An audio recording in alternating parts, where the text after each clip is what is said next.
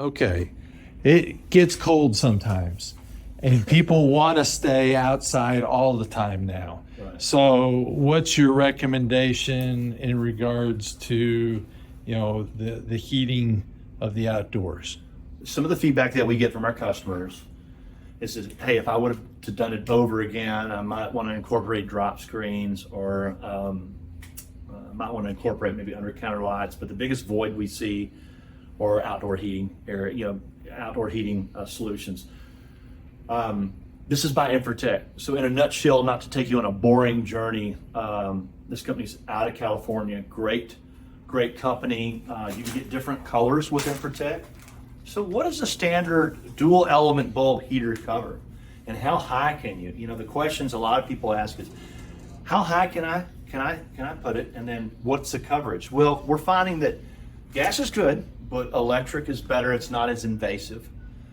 We can incorporate into sub panels, add if we need to. A heater like this is a 61-inch dual element. They call it a CD.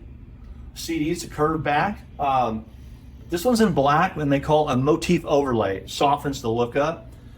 If you'll look at the two heaters, WD, this is their standard heater they came out with, CD, and what's really the difference of the two? Well, color you can see already, but it's the bracket mounting.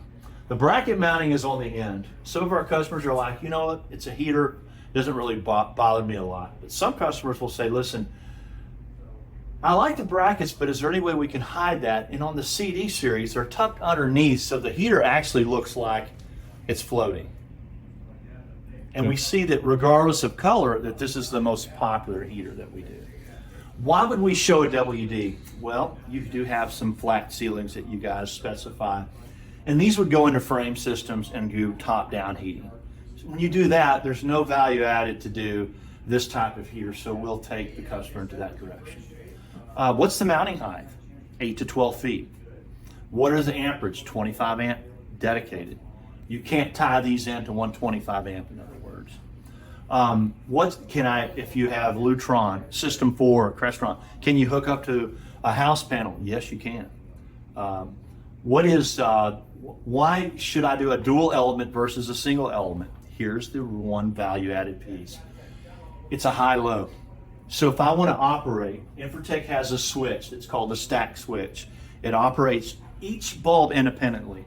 So like a morning like this morning, wasn't too cool, it's 59 degrees. If I want to operate one bulb without just overheating that area, I can operate one bulb by just a touch of the switch. Now, if it's a little cooler, like we're going to get at the end of this week, and it's 40s, then I'll probably operate both of them.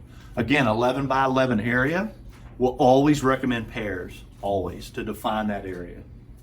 So outside of the porch. Like opposing each other? That's right. So like outside in, wall of house out, or define that sitting area is what we do. So 25 amps, that's you got to do some planning to make sure you have the juice for that. You do. Absolutely. You do 6,000 watt, 25 amp, 11 by 11 coverage is it's significant. Now, does it heat the air? No, it heats objects. It's infrared heat, right? So does it affect when wind blows? It does a little bit. And one thing is, if you do drop screens, this is value added. If we do gas heaters, we don't want to do drop screens with gas heaters inside of an enclosure. You can get a carbon monoxide poisoning, right?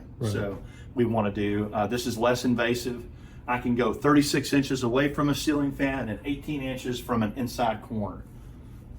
And your combustion requirement is the bracket behind it. So you can put it up in really, really tight areas. Okay. That's great information. That's awesome. Mm-hmm.